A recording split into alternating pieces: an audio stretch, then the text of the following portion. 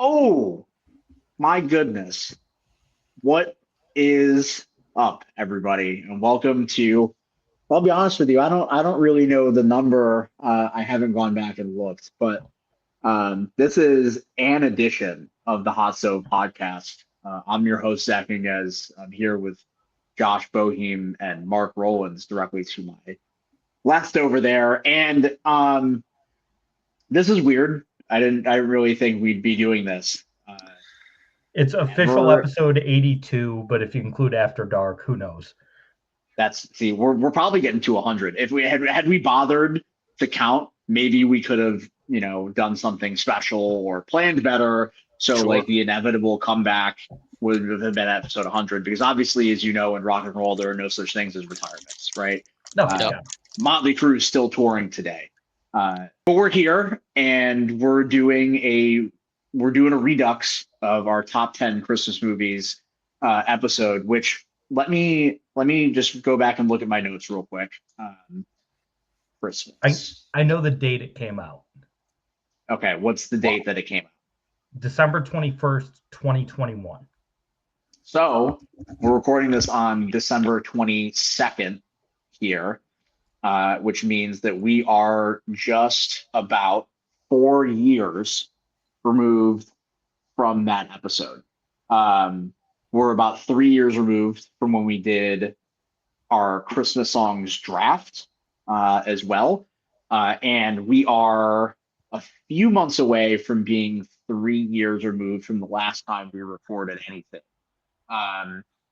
This idea came about is because I was arguing with a couple of friends the other day about Home Alone 2, and whether or not it's better than the first one.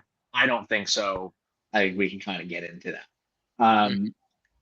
But it then turned into like a into a like top what are your top 5 favorite Christmas movies, that kind of thing.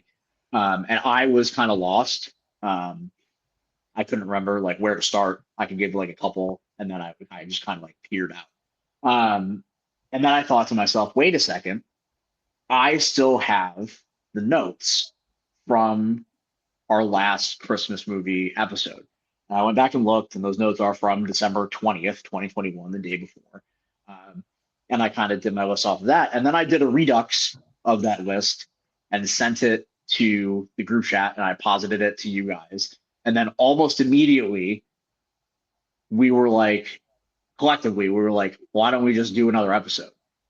And to which I almost immediately deleted the list from both of those group chats. And I said that it was just in an effort to mine my entire life for content, which is still true to this day. But we're here and we're doing it, and we're here for some more Christmas stuff. Yeah, I mean, if I may, real quick, one second. Yeah. I got plenty of time. I got nothing but time. Also, I went back real quick just to see, kind of where we left off in the hot stove world. If you got time, go check out episode 78. What the fuck was I doing with my facial hair? I mean, it's really worth it. I think it was a bit. It had to have been a bit. I got to go look at it because I didn't see. I went back and watched the last episode, which was a great like naming dudes. It is fitting that the last full episode that we did was just random baseball players. Oh, I remember that look, Josh. Let me see. 78 MLB rule changes. Wow. What the hell? That was. I mean, it's like I disconnected. You had the chops? I had chops mixed with goatee. Look at Josh's facial hair in that thumbnail. Just a line there. Well,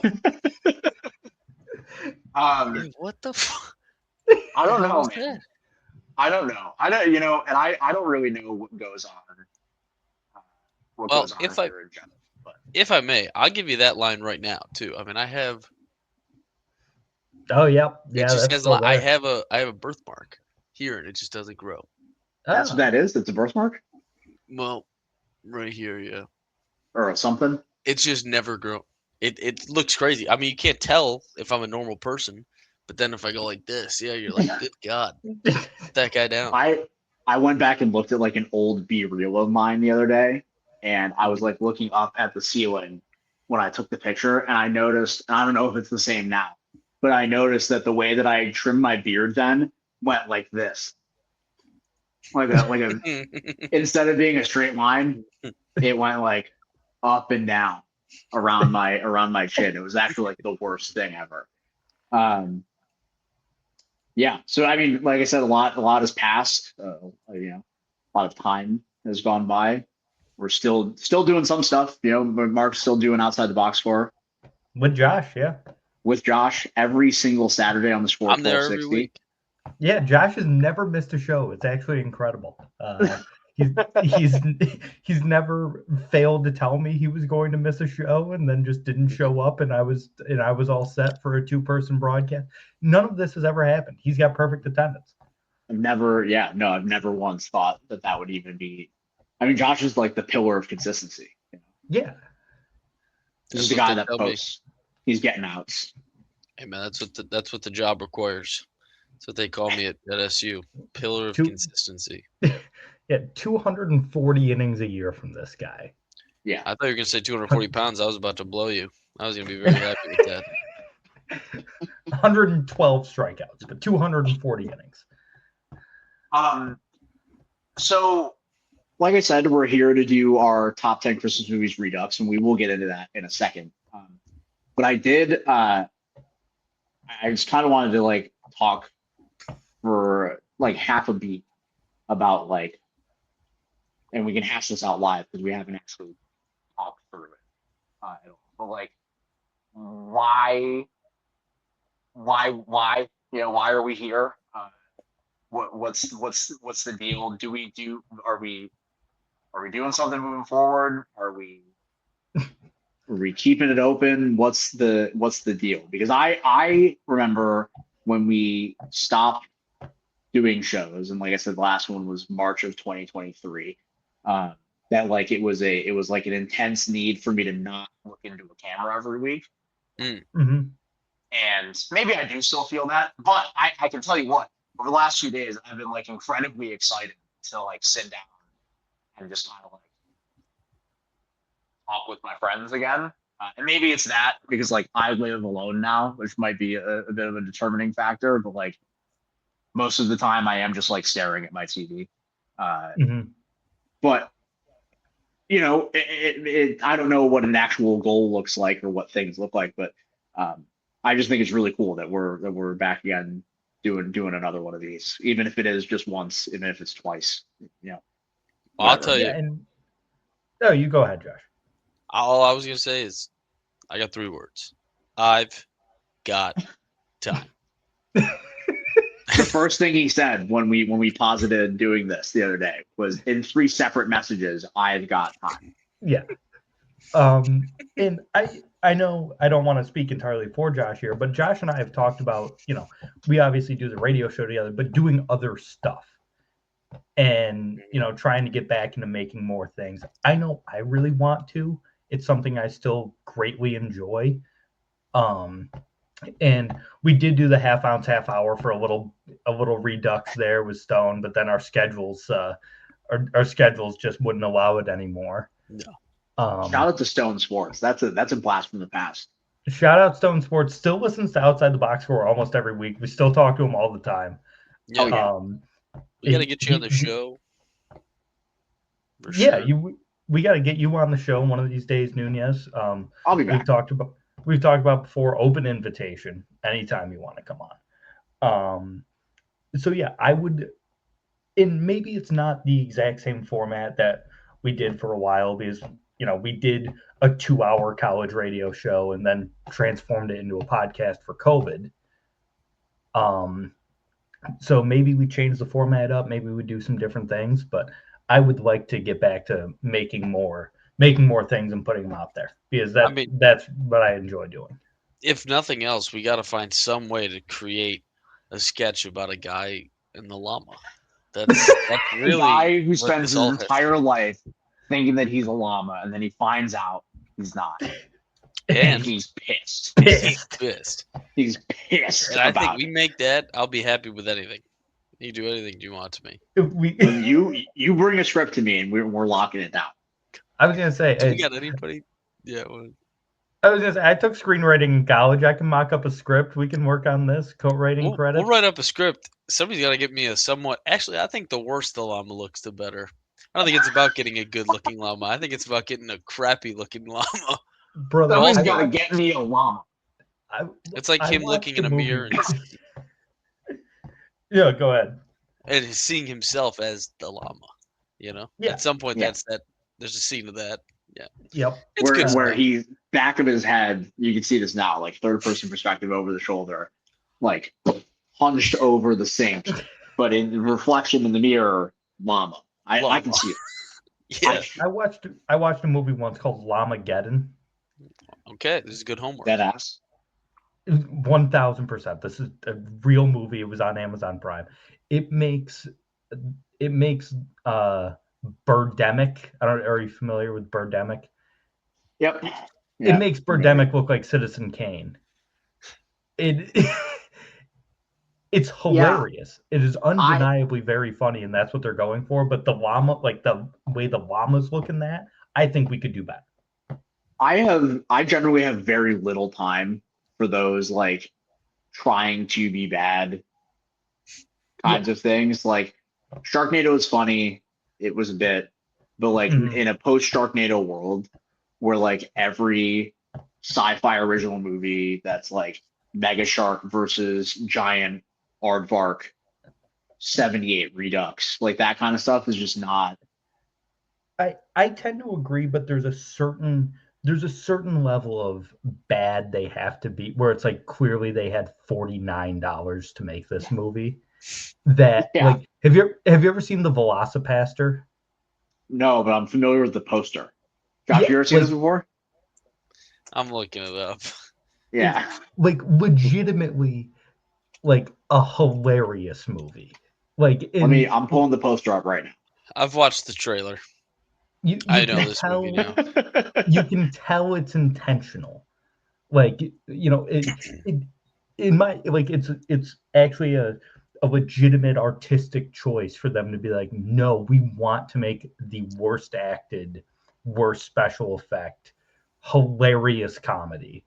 Yeah. And I typically don't have time for movies like that either, but every once in a while one like that one shines through, which I would actually recommend that movie to a lot of people because I just think it's so ridiculous. Velocipaster, yeah.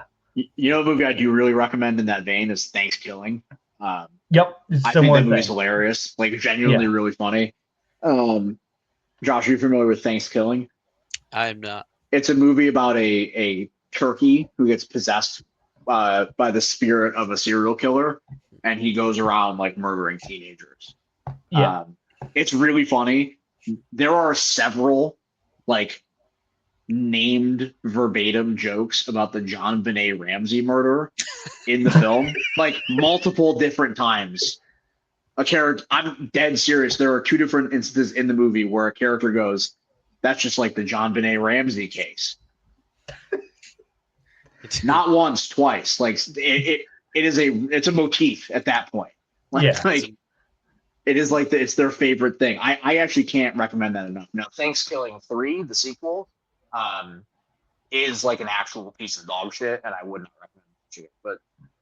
But Thanksgiving, good horror stuff, and I do have a lot of time for it. You know what else I have a lot of time for? What's it? Christmas movies. That's what I have a lot of time for. It still got the fastball. And that's 98 on the corner.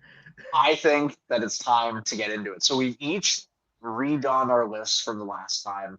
I assume most of the movies are going to be the same, with some changes here and there. I know I've added a couple of things and removed a couple of things from the list. Frankly, in an effort to be more true to self, I'm looking at my last list and I'm like, maybe I was kind of front. Actually, I'm looking at the last list and there's only one of the 10 that I took off. Oh, big reshuffling. Most of the order is different, but one of the 10 I took off. because I was lying to myself about the fact that I liked it, or like that it's like a big thing for me. I have 3 additions. There's 3 switches, and Wow. everything is different. Not one I movie don't is in the same remember. spot. I don't remember anything about my last list. I didn't go back and look. I might have made the same list with one addition that came out in that time. So Yeah. Yeah, and that's of course one of the several Kirk Douglas Christmas movies, where he plays Santa Claus. I mean, Kurt Russell. Kurt Russell, sorry, not Kirk I was going to Douglas. say Kirk Douglas. Oh wow, what a career for that guy. Who was there was a guy, I don't even remember, and it's not worth getting into, but there was a guy that was in like there was a run of like Christian Christmas movies type beat. I don't remember what it was. This is like fairly recent. I'll just pin it on like Gary Sinise or like. Very well could be. Dennis Quaid's Yeah. in a lot of those. Yeah. Did you see Reagan, where Dennis Quaid plays Ronald Reagan? I didn't see the movie. I saw the trailer. I had a friend of mine who drove like an hour just to go see it, and he said that it was horrible, but like pretty entertaining. I haven't bothered to watch it. It was just funny that in the fall of 2024, Dennis Quaid was in 2 films. One of them was The Substance, and the other one was Reagan. Wildly different in quality, performance, political ethos. I just found it funny. For some reason, that one, I think it's called like Spirit Studios, that one like big Angel Christian Studios. Angel Studios. Yeah. They love them some Dennis Quaid. I believe he loves a check. Yeah, I believe they're behind an actor that I'm sure we'll get into over the course of this list, the new Jimmy Stewart movie that's coming out. Dude. Oh yes, I saw that trailer. That's an Angel Studios production? No shot. I think so. It's Josh. There's a new biopic coming out about Jimmy Stewart and his time that he spent in the U.S. Air Force, Army. Yeah. It's the whole trailer is someone telling him, "You're a big star. You should never join the military." And then he's like, "I want to join the military. Be a good man. I want people to remember me as a good guy." It's like, okay, he's really doing a voice. Yeah, it's something. Seems to be that the production company is Burns and Co. Never heard of it in my life. I know it might not be Angel Studio, but it's one of those big like random Christian studios are behind it. Yeah, I saw the trailer for that the other day. I was kind of flabbergasted. And then it's like Rob Riggle is like a military guy, which he was a Marine in real life, I think. He's playing John Hamm from Top Gun Maverick, but like we have John Hamm in Top Gun Maverick at home. Like that's what Rob Riggle is doing in the movie. Neil McDonough makes an appearance. Christopher McDonald plays Lionel Barrymore, Drew Barrymore's grandfather. Awesome. And Jason Alexander plays Louis B. Mayer of the Mayer Brothers. Sick. Speaking of Christopher McDonald, we have at some point have to hash out the Happy Gilmore 2 thing, but I think that's got to be for a different. Mark just watched it. I did finally just watch it. What did you think of it? It's Happy Gilmore 2, dude. Like I wasn't expecting an Oscar winner here. I thought it was fine. I thought some of the jokes were funny. I'll be honest with you, I was like personally offended by it. Like I really, really, really hated it. And I could not stand it. There was like 1.5 good bit in the movie, and I do find it like weird. I read a review that described it as a vanity project without much vanity, and I do like kind of find that to be true because of how it treats the character of Happy. Mm-hmm. And mind you, the one good bit that I thought in it was like the first half an hour where like every object in and around Happy Gilmore is a flask of some sort. Well, that was really funny. That was really funny. The rest of the movie I found to be like I called it like Happy Gilmore Gluck Shitto. or like, like horribly cynical in most ways, where like if you even like spit on the celluloid of the first movie, then you are probably referenced or someone is playing your child in this The film, and it Christopher really got on my McDonald fight in nerves. the cemetery was tough. It really, really bothered me, honestly. And Um, I think what was like the most offensive thing to me about it. And Josh, I'll let you like get your feelings out in a second. But what like really, really bothered me the most about it Hit me. was its insistence on showing you clips from the first movie. Like that to me, that's the kind of what unlocked my feelings about it, because it's one thing to be like a reference fest and like a nostalgia fest. We have plenty of things that are like that. The Avengers Doomsday teaser just came out, and it's just Steve Rogers will return in Avengers Doomsday. That's the yeah, teaser. Yeah. So like we got that covered. But what really bothered me was that like every single time it would like hold on a shot of Happy like thinking about something that's already very clearly been referenced as something from the first film, it would then literalize it by showing you that clip from the first film. Not like a new thing or a new version of it, like the exact clips from Happy Gilmore. To me, it that reads to me that tells me that the movie like thinks its audience is stupid and like can't think of those clips. You know what I mean? Yeah. Like it's like it's one thing, like I already know Chubbs is being referenced. You don't have to show the clip of when his hand gets run over. yeah. It was funny 30 years ago, and I like that movie, and I know it. Most of the people watching this movie already know it. Don't fucking show it to me. Yeah, I think I don't know. I don't think it was that dog shit. I think I'm kind of with Mark where maybe my expectations were pretty low. Um, but I guess they shouldn't have had to been. I do get all what you're saying. I don't need to rewatch the first movie to watch this Yeah, movie. for It's a sure. lot. Um, I did. I still laughed, man. I mean, I still laughed. I still found it like parts of it funny. I love Bad Bunny. I love Bad Bunny. I do. Bad Bunny, Uh, yeah, Bad Bunny was really funny, I thought. he was Bad Bunny good. is I really think funny. hitting Marcelo with the golf balls on the range was funny. Marcelo, Yep, whatever his last the name guy, is. yeah, the guy from SNL. Yeah.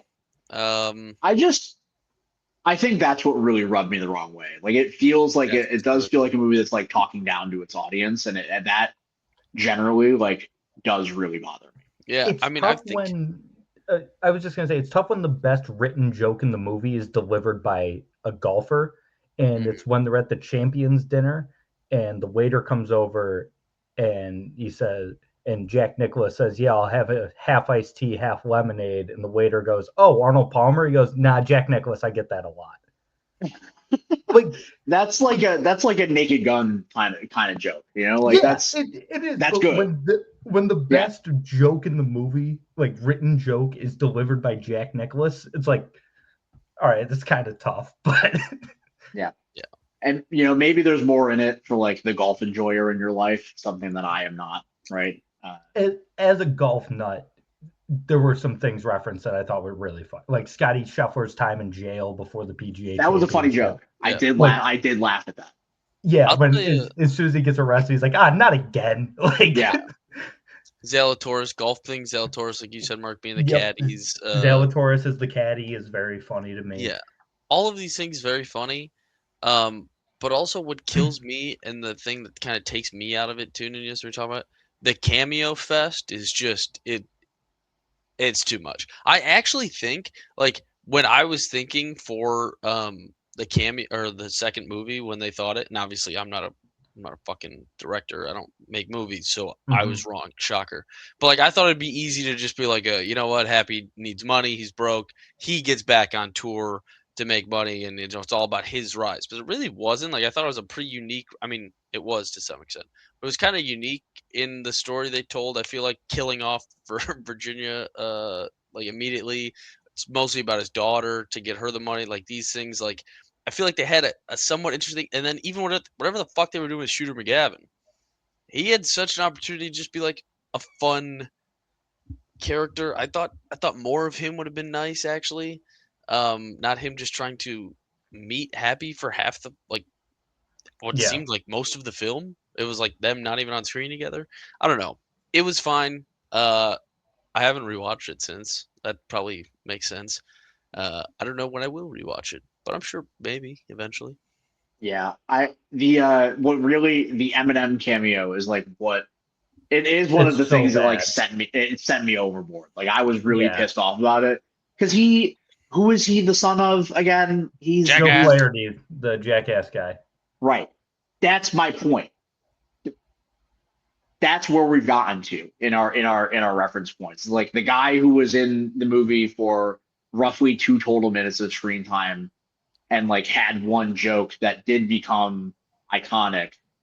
Like we have to have a dedicated bit in this film about his son, and also it's a cameo and it's Eminem being like very unfunny, and then he gets torn apart by alligators because it's a thing in Happy Gilmore that people get killed by alligators. Like That one I sucked.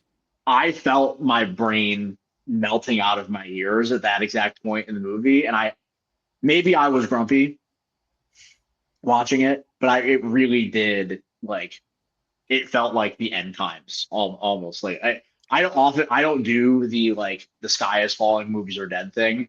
Hmm. God, that felt like it. Like that. It really. But I can't. It did like really bother me. It's I crazy can't. when we watched that. The group of people, they were like, "Yo, Eminem, this part rocked." Like they treated it like that was what a bright spot of the movie. And I'm with you. I couldn't have hated that fucking minute and a half more. That Yeah, Yeah, part it was was so easily stupid. my least favorite. yeah. I don't know. I thought there was like I said, there were some funny parts. There were some good bits. The Flash bit was funny. I thought like the section where he just like he shows up and he's golfing with Eric Andre and Margaret Qualley Oh yeah, and that was funny. who's the third person that I can't Was it "Please Do Not Destroy" guy? Right? Was it remember. Ben Mar? I don't remember. But that was like I Yeah. thought that was like a fun sequence, and I thought it was interesting. Again, like you were saying about like the story of the film, how like careful I think it is with like Happy and like his story and all of that, and like the rest of like all of the peripheral outside of it to me was just like, here's your slot, boy. Like, and Yeah, I'll be honest with you, like reached the point where I'm kind of over being fed my slop. you're You know slopped what I out. mean?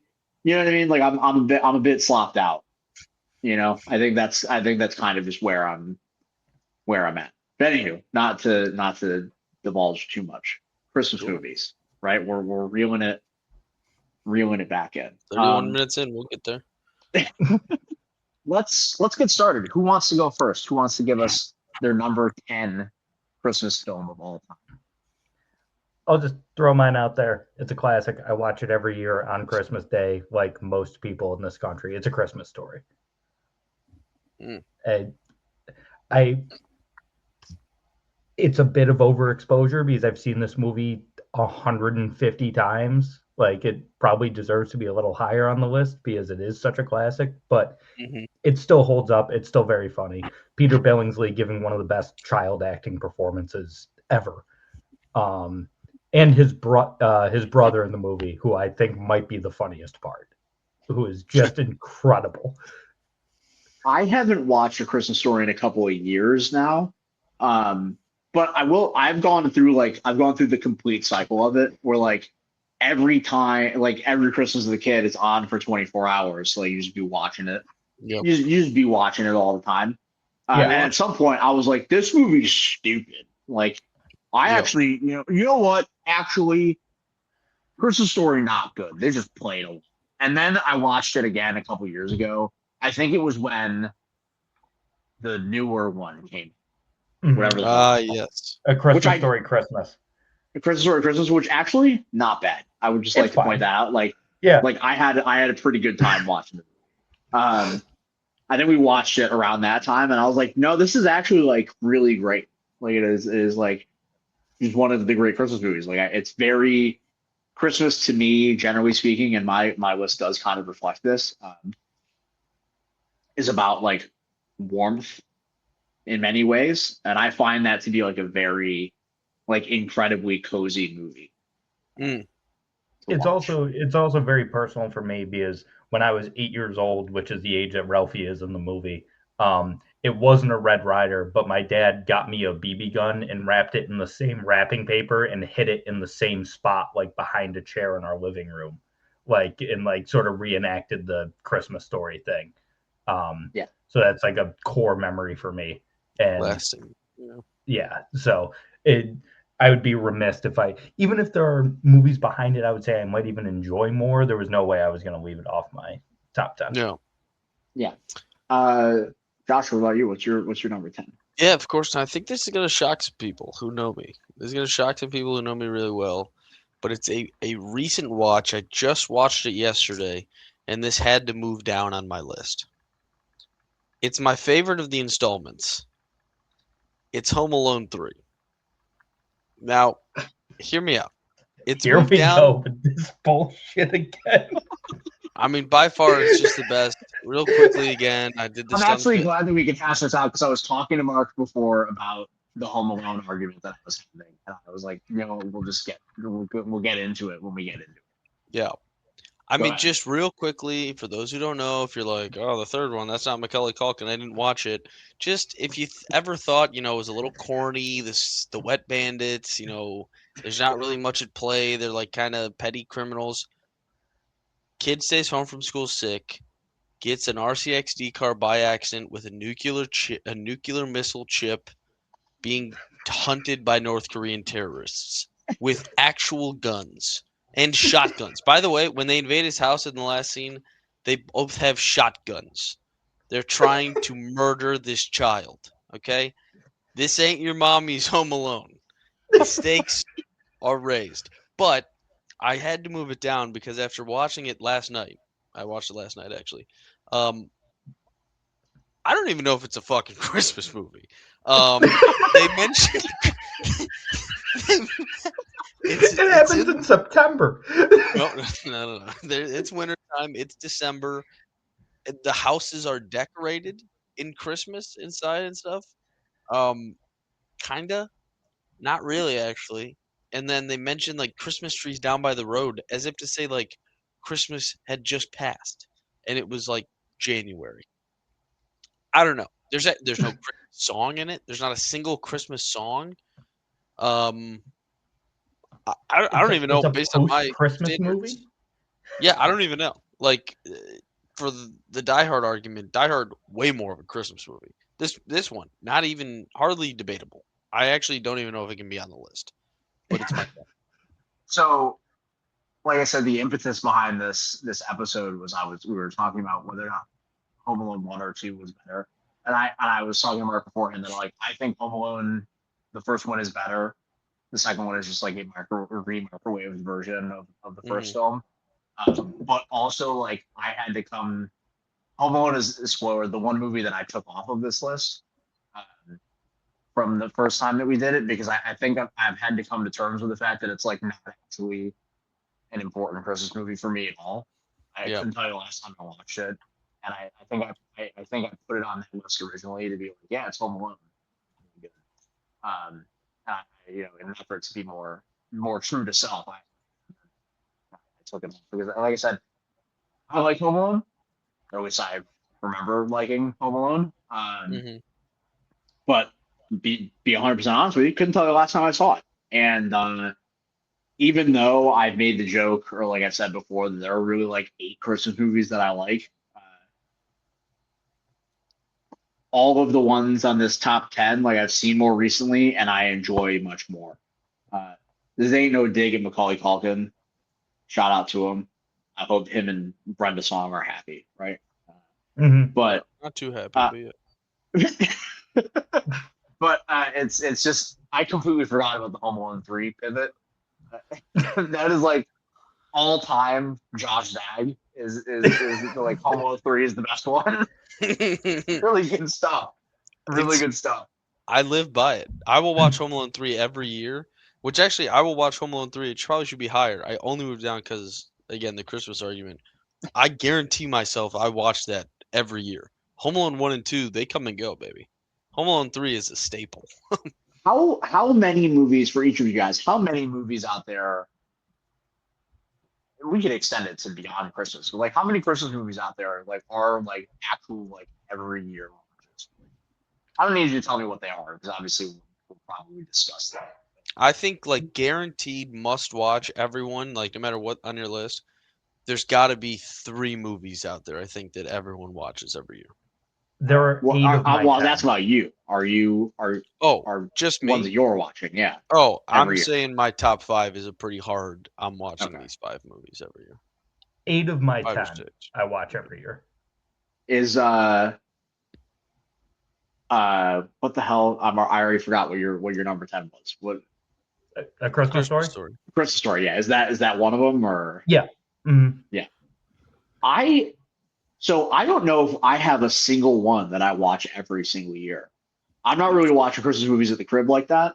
And so like what we'll do is that every year we have the family over to my mom's house on Christmas Eve. And we have movies on during then. And what we've done recently is that my sister and I alternate years who picks the movies. Oh. I think I get to pick this year. Not 100% sure. Don't remember. Should have written it down. But like, we have different taste. Maybe it's we each pick one because last year I'm pretty sure I was pretty insistent on watching the Muppet Christmas Carol. But like we've watched the Jim Carrey How the Grinch Stole Christmas recently. We've watched. I did put on Die Hard like 3 years ago at this Christmas thing. My sister insisted on watching Krampus a couple of years ago, even though I think that movie is like pretty not good, but it's kind of beside the point. Yeah. So maybe we do alternate, but like at this point, most of the movies on this list are movies that I have watched in the last 5 years or so. But I don't know as if there's a single one that I'm watching this every year. I like to rotate it out, especially because I'm not watching Christmas movies at the clip that like I think a lot of people are. Something of course, the Little here in Rochester does a Christmas series every year. Okay. I went to 2 of them this year. I went and saw The Green Knight at the beginning of the month, which rocked. It was my first time seeing it since it came out in theaters back in 2021, and it was still awesome. And then last night, I went and saw Terry Gilliam's Brazil, which, like I told Mark, enjoyed, did not love, was kind of exhausted by the end of it because it is nearly 2.5 hours long, and it does end roughly 10 times in the last hour. And at that point, it was the second movie I saw. It was like my second half for double header yesterday, and I was just kind of like exhausted. Very much a Christmas movie. Like if it's on anybody's list, I doubt it would be on anybody's list here. But I'm saying in general, like if it's on anybody's Christmas list, totally get it. Brazil is 1,000% a Christmas movie. And I really wanted to zag. Like I wanted to like going into it, knowing we were going to do this. Like I wanted to, you know what? Actually, I'm a Brazilian, and then I watched it, and I was like, yeah, I enjoyed it. I found some parts of it like incredibly funny, like really, like De Niro is lights out in the 5 minutes of screen time that he has in the movie. You know, it is a great underrated De Niro. He does just like pop up to do something weird for like 5 minutes in total, and it was very strange. I forgot he was in the movie, and I was watching it last night, and I didn't notice when he started talking, but then he like takes off the mask that he's wearing. I was like, that's fucking Robert De Niro. And this is like right around the time of like King of Comedy, so I was like, I recognize that face. I was like, that's De Niro. He just like parachuted into the movie to like play with some wires, basically. So there's like a lot of really good stuff in it, but I couldn't work the Brazil zag. So a lot of my list is like pretty traditional. I wanted to do like the like skits and bits, like, oh, actually this is a Christmas movie kind of thing, but I did stray away from that for the most part. My number 10, I'll keep it brief because it's a movie we will certainly be talking about later on in the episode, is Christmas Vacation. Very funny movie. I'm not the first or the last person to say that about Christmas Vacation. Really good stuff in it. I'll be honest with you, I haven't watched it in like many years. Um, so forgive me if I don't remember any of like the specific moments. You remember the iconic rant at the end of the movie. You remember Mhm. the lights debacle. Like there are like iconic moments in the movie that you of course remember. But it is a movie that I have like really fond memories of as well. It's a favorite at my grandmother's house. I remember going over there. My dad's parents like Christmas Vacation. Definitely a movie that's coming on at like around Christmas time. So For very fond sure. memories of it. Like everyone loves it. It's incredibly like well loved. It's my favorite of the vacation movies personally. It's Yeah, probably my I would probably agree. I would say it's my favorite unless I'm missing something like my favorite National Lampoon movie. Uh, Broadly speaking. Um, but I, that Animal the House. competition with Animal House is tough for me. I'm not the biggest Animal House guy. If I'm being No. Oh, that's 100. fair. I'm keeping it 100 with you. Um, but I do, I enjoy it. But Christmas Vacation, like it is iconic. It is classic. It is a movie that I have very fond memories of, even if I Hmm. haven't seen most recently. So, Mark, number nine. What do you have for number nine? A bit of a recent one. I don't remember if I mentioned this on the list last time, but I might have because it came out a couple years before. It was the Netflix original animated movie Klaus. Oh yeah. I remember when that came out. I think Klaus is delightful. Jason Schwartzman, J.K. Simmons, Rashida Jones, um, really great cast, and it's just a it's just a great Santa story. Like I feel like despite the fact that we like we're going to talk about a lot of Christmas movies tonight, not a lot of them revolve around Santa. Hmm. And I think this is probably the best one that does. I just think it's a really great performance and a really great looking movie. And the movie looks awesome. Um, and I think it's a bit underrated. It's not an annual rewatch for me, but like I've seen it probably two or three times since it came out. Um, and not one that people talk about a lot. So I want to throw that one out there. Yeah, I remember when that came out, and I remember people really enjoying it. I haven't seen it personally, but you're totally right on like the Santa thing. It's kind of weird though. We don't have very many movies that are like about Santa Claus. Yeah. Yeah, and it's not even really like it's not even like North Pole like elves Santa. It's like the more grounded version of Santa Mhm. where he's just a toy maker in a town and like I see. yeah. Yeah. My favorite recent portrayal of Santa is actually in the film Red One. Uh, J.K. I can Simmons, see I it. think, is just like an incredible. He's a lot better as Klaus. I'll throw that out He's there. like buff Santa in the movie, and like The Rock, and Not Mel Gibson and Fat Man. You dude. know, with Speaking of all Mel Gibson, these, are we excited for Passion of the Christ 2? We can't wait for that shit, right? didn't That's he a Christmas die? movie.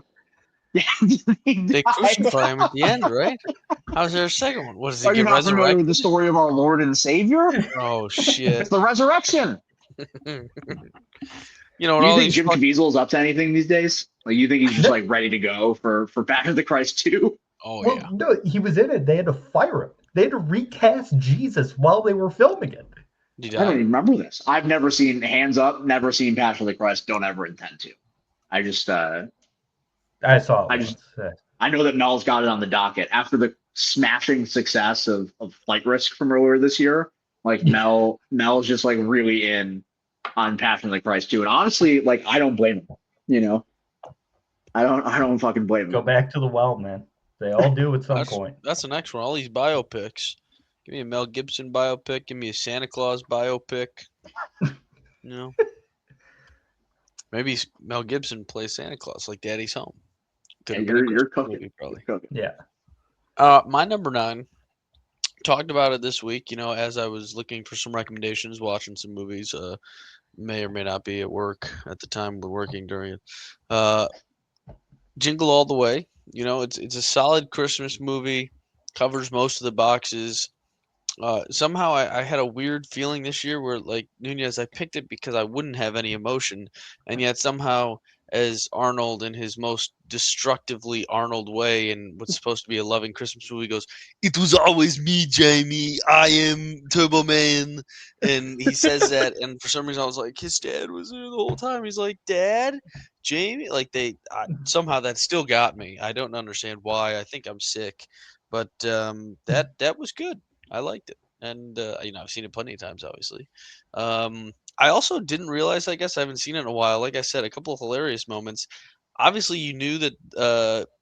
Oh my God, not Daryl Hammond. Yeah, Daryl Hammond, right? Or No, who it's Phil Hartman. Phil Hartman. Jesus Christ, the other.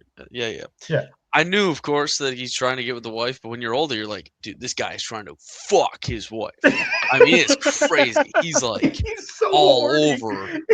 over him. And then, of course, I sent in that line when Sinbad's getting beaten down, and he's just whispering to himself, Rodney King, Rodney King. I mean, just wild. I mean, but I never caught it, obviously, as a child. But I love Jingle All the Way. That is something that I probably watch Jingle All the Way like every couple of years. Like it's fun as like hell. it's approaching like an every year watch for me. Like it is one of my favorite. I haven't seen it in a long time. I got to rewatch it. It's fun. Sinbad is just like also just like hitting half-court threes the entire game. Like he's just dropping in, just like yelling a lot. Yeah. You know, what I remember the situation when he goes, the line where he goes, "There's a sick world, we're living in a sick place." Always gets me. It's fucking great. I love Jingle All the Way. He has a bomb. There's a bomb threat. Yes, he has a bomb. It's a wild movie. He pulls really the old "I have a bomb" multiple times in that movie. Shout out! Isn't the kid? Isn't it Jake Lloyd? Isn't it Anakin Skywalker? Did look like little Annie. Yeah, I'm pretty sure it's Jake Lloyd, baby Anakin from the Phantom Menace. That sounds right. Also, Josh, you were mentioning it. I'm also like had to come to grips with the fact that I'm just like soft these days. Yeah. It is Jake Lloyd. I've seen several movies in the last couple of weeks that like made me sob. Yep. And like maybe they're meant to. Like I saw Hamnet, and I was just like destroyed by it. Even if I'm like generally like mixed positive on the movie. But like I watched a documentary the other day called it's called The Perfect Neighbor. It was a Sundance movie from earlier this year. And it's a documentary about like standing ground laws in Florida. And there's a sequence like right around the middle of it, like the thing in the movie I won't get too much into, but like I was like laying on my couch just like sobbing, you know. I talked about it when I watched it a couple months ago. The John Candy documentary really got me. I still haven't watched it. And then, of course, when I watch Planes, Trains, and Automobiles on Thanksgiving, it gets me every time. Yep. Number one Christmas movie, Planes, Trains, and Automobiles.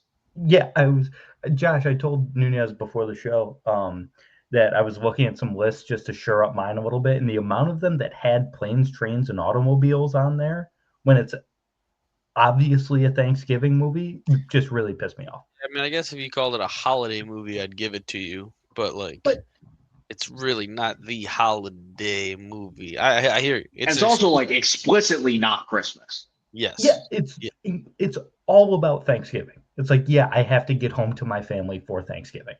Yeah, I couldn't agree more. I hear you. Yeah, it's the dumbest shit I've ever seen in my life. Number 9 for me is going to be Henry Selick's The Nightmare Before Christmas. One of the great like animated movies of the last, I don't know, however long, like full stop. I think it's genuinely fantastic, top to bottom. Like great songs, great moments. I'm usually not much of a like movie musical person. I'm actually quite allergic to it. So it's funny, in the time since last time we've done this episode, I have sojourned out to a film festival. I went to Telluride last year. Mm-hmm. I will be going back in 2026. Can't wait. Great. Ooh. I saw several movie musicals while I was at Telluride, and let me tell you, the screening of Amelia Perez that I was in was one of the strangest things I've ever experienced in my life. That movie is bad. And the song in the film, the song that's about the sex change, Yep. that's been memed to death at this point, like from penis to vagina, like that whole thing. Mhm. Let me tell you what, you could hear a pin drop. I was in a theater that was a converted hockey arena. The Werner Herzog Theater in Telluride is like the town arena. 800-person theater. You could not, as far as I was concerned, it was me and the screen, and like not in a good way. Like I think everybody was just like locked forward. What the fuck is going on? Not much of a movie musical guy myself. That's where we were getting. That's where we were getting at. But Nightmare Before Christmas, great stuff. I love Halloween, right? And this, I think it's a very inventive twist on the Christmas tale. To have someone who is, the king of Halloween Town, and he has to discover the meaning of Christmas. Like the meaning of Christmas shows up in most Christmas movies. That's the whole fucking point. But I just think that, Nightmare Before Christmas is obviously a revolutionary and like really exciting and creative and great version of that kind of story. Just quickly before I do my number 8, I fucking hate The Nightmare Before Christmas. Damn. I don't think I've ever seen it. It might be because I think I liked it when I was a kid. I could be wrong, but I remember watching it when I was a kid, and I feel like I liked it back then. I think it's years of dating damaged women that absolutely worship The Nightmare Before Christmas. And it is completely soured on me. It's also Tim Burton's Stolen Valor, because, like you said, it was directed by Henry Selick, but it says in big fucking letters on the poster, Tim Burton's Nightmare Before Christmas. And I also don't like Tim Burton. So Wait. Then who the hell's Tim Burton in this? He's a producer. He wrote it and produced it. Oh, okay. It's a marketing tactic. He was famous, Yeah. And so it's Stolen Valor by Tim Burton, and fuck Jack Skellington in that stupid ass movie. Wow. Jesus Christ! I didn't think we were gonna get into your movie sucks. But we almost got there with Home Alone 3. It's the only movie that would get that reaction out of me. Like I have a visceral reaction to Nightmare Before Christmas. My number 8 is Bad Santa. It's just so funny. Oh yeah. What the fuck is your name? Like the way he talks to this young child is just incredible. Obviously Billy Bob Thornton's R-rated comedy about being a mall Santa, and it is just Bernie Mac's unbelievable. The entire thing. It's just a hilarious movie. I haven't seen Bad Santa in probably at least 10 years. I want to give it a rewatch. That's one I gotta give it a rewatch for sure. Definitely, maybe that could be the quintessential movie about Santa. About how our broken down our broken capitalist institution and the way it affects mall Santas everywhere. Those poor mall Santas. This is an annual watch for me as well. Oh, excellent. It's just so funny. For me, I'm going back to back movies I've watched at work so far this year, or potentially allegedly, and that would be Die Hard. Very, very clearly a Christmas movie. I don't actually understand how people say it's not.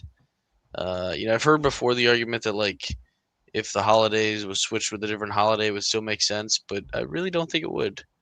He'd be invited out for like a Memorial Day gathering at work for the wife. It doesn't play. In any event, I like it. It's a very enjoyable. Alan Rickman might be the best villain on any. I mean, he might be a bigger villain than I don't know what's a villain in these movies, but the Ghost of Christmas Past, I guess. I don't know. He's fantastic. Again, and I just love a Christmas movie that really raises the stakes. I mean, people getting shot in the head. That's what says Christmas like that, Yeah, obviously, we've hashed this over. I love Die Hard. I think the case I always make for it is that it's a Christmas movie in the same way that Home Alone is a Christmas movie. it can exist outside of Christmas, but the fact that it does take place on Christmas is why we consider it one. Again, Home Alone could have happened in the middle of July. The Wet Bandits wouldn't have been wearing those coats, but like had they shown up in swimsuits, it would have been, it could have been the same movie. I love Die Hard. We will discuss later. It's not on my list. I absolutely adore Die Hard. I've accepted it's a losing battle, that I will not accept it as a Christmas movie. But you will. One of the great action movies. Yeah, absolutely. It's in my top 5 action movies ever. It's a fantastic movie. Like you said, Alan Rickman is Hans Gruber. I just can't, in good faith to myself, put it on this list. But I fully agree with any praise anyone has of Die Hard. It's awesome. You know what's definitely a Christmas movie? My number 8. Oh. That's certainly a movie. My number 8, the 2000 rendition of How the Grinch Stole Christmas, starring Jim Carrey. Mark hates that. Well, get ready. I thought I thought this was going to be a Zack, right? So like Gen Z loves this movie. This is a piece of Gen Z fascination. I thought several years ago, I thought I was going to Zack. I'd started getting into film. I thought I was too cool for this movie, and then I watched it, and we talk about the lineage of Terry Gilliam in Brazil. I'm gonna keep it a buck with you. There's a lot of Brazil in this movie, from like the way it's filmed to obviously the Dr. Seuss outsized mania of it all. But there's something frantic and I don't know, ADHD pilled, for lack of a better word, about the movie that I really click with, and I think that Jim Carrey is doing some insane shit.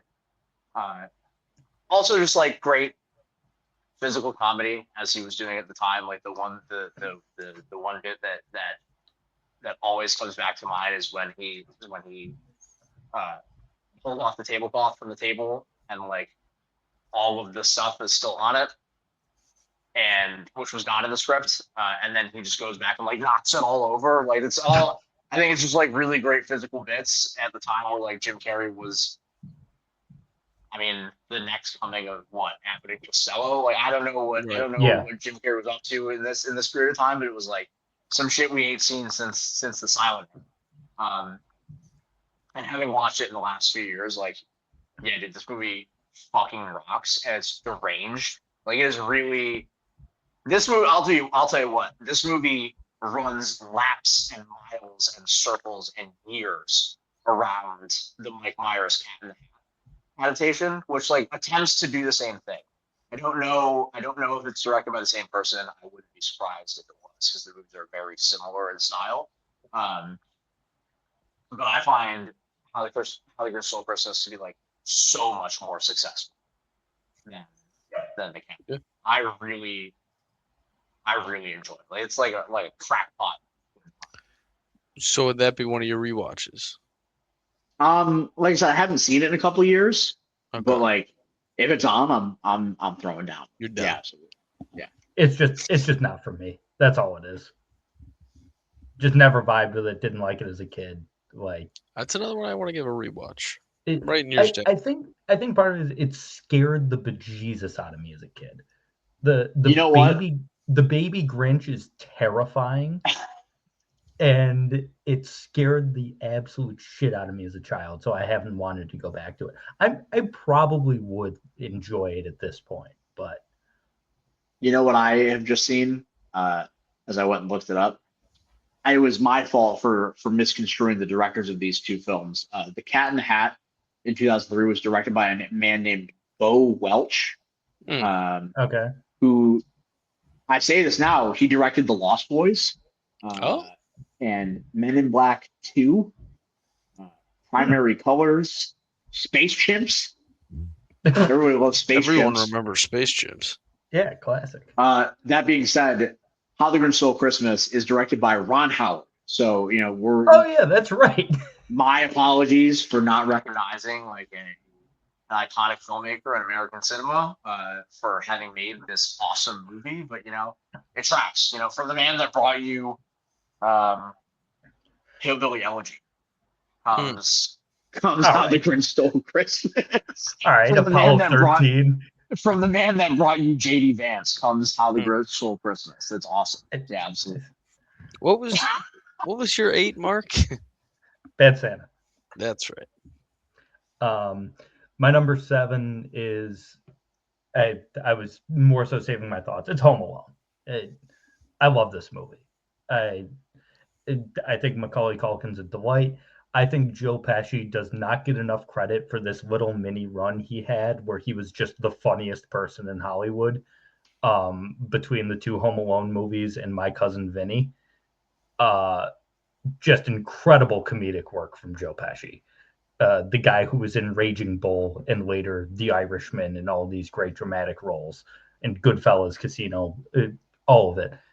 Just unreal. We needed more. I still think we needed more Daniel Stern in our lives as well. One of the great sets of villains. I I think the concept of Home Alone is so inherently funny, where it's any person, but especially a child, just booby trapping the shit out of their house and causing intense pain that would send them to the hospital for any number of injuries, but they're just fine because it's a slapstick. Joe Pesci gets his head set on fire. Yeah. Like he gets doused in kerosene and lit aflame. Oh, you think that's bad? You should see the third one. See Guy Home gets Alone run over 3. with a lawnmower on his head. Okay, Jesus. Jesus, man. No, it's quite But good though. To your point, Mark, there's a YouTube guide. There's a video you can watch online of like how many times the wet bandits died in Home Alone yep, or whatever. Yeah, it's yeah, fantastic. it just would have been that was a full paint can that hit him in the face. Like that's Yeah, dead. minimum a concussion, if not caving in his skull Hmm. at the velocity it was going. So I think it's absolutely hilarious. You've also got the very heartwarming story of the neighbor and him learning to love his family, essentially, which is something that I feel like a lot of young kids that around that age go through. They're like, "Oh, I hate my mom and dad. They don't let me do whatever I want." Like, and he learns to love his family. So I Hmm. put that on there, and at like number I cut my list off at 14 for honorable mentions, but Home Alone 2 would be at like 15. I don't think it's as good as the first one, but I also love it. So Yeah, yeah. I mean, definitely a good movie. My 7, kind of a newer one for me that I've just it was a movie and then I found it later. Um, it's Fred Claus. I think it makes Mm, perfect sense for me to like it as a Christmas movie. mm. Paul Giamatti, of course. You know, we get a little bit more insight into Santa. I like the little backstory they give you on Santa Claus. Um, I think John Higgins is hysterical in it. Like, is that John Higgins? That's yeah. I think yeah, I he's think John Michael Higgins is in hysterical. it. Yes, Elizabeth Banks, him wanting to bang the elf. That's all good. Very jarring Kevin Spacey villain.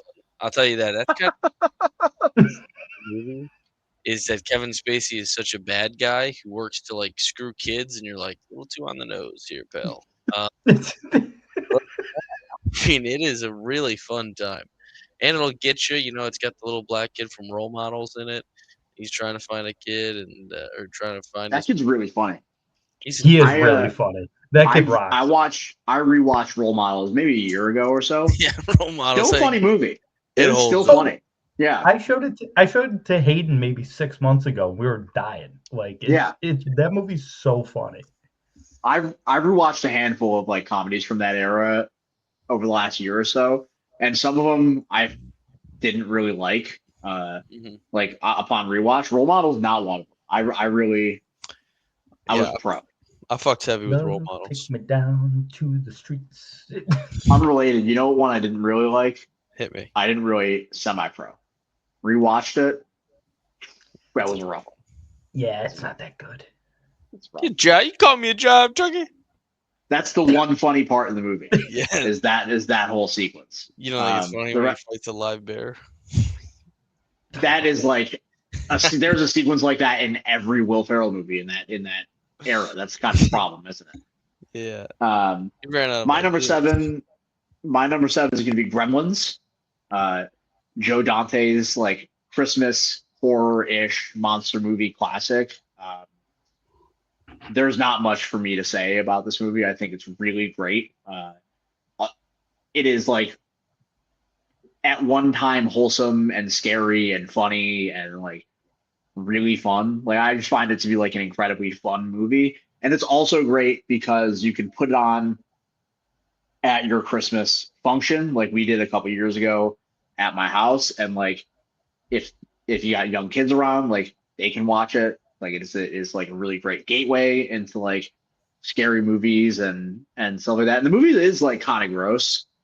It's like all around, like especially when the gremlins start going, like it gets to like pretty gnarly places, but also like it's really fun and like it's just about it like a dad who like wants to get his kid something he fucks up, like, and who can relate. I'm sure every dad has been like, damn, I fucked this one up. Yeah.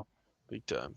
This time it's a demon, but like, what are you gonna do? Here I thought I was getting a hamster, I really love Gremlins, and that was another one that was playing at the Little as part of their Christmas series this year, and I didn't make it out. So, really love that movie. Close cut for me. I really like Gremlins too. What are your thoughts on the sequel, Nunez? Have we talked about this? Really cool. Yeah, no, I think it's an awesome pivot. Yeah, I think Gremlins 2 rocks, and people that don't like it don't get it. We're getting Gremlins 3. Gremlins 3 in production currently. I believe directed by. Still alive? No, I won't actually say whether or not he's alive. I don't know. He is alive, but not directed by Joe Dante. It's going to be directed by Chris Columbus, I think. Interesting. Who directed Home Alone? Let me make sure. Gremlins 3. Do you know Joe Dante directed Looney Tunes Back in Action? No, but that tracks. That movie's awesome. Yeah, Chris Columbus attached to direct Gremlins 3. Speaking of which, isn't it awesome that this upcoming year we're finally getting Coyote versus Acme? Isn't that sick?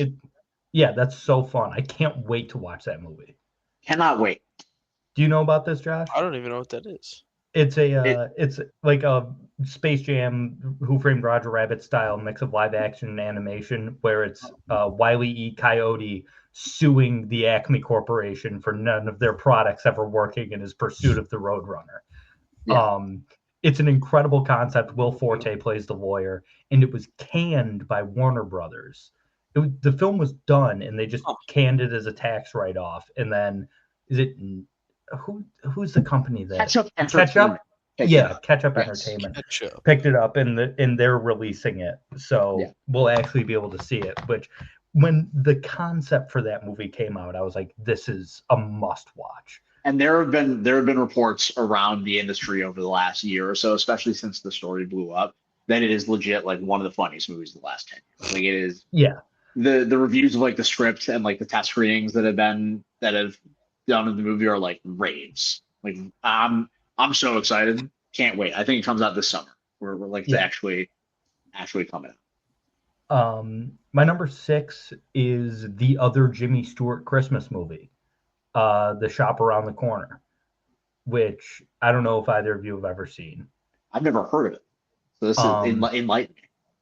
Yeah, it came out in 1940. I'm currently drawing a blank on the actress's name. It's Margaret Sullivan.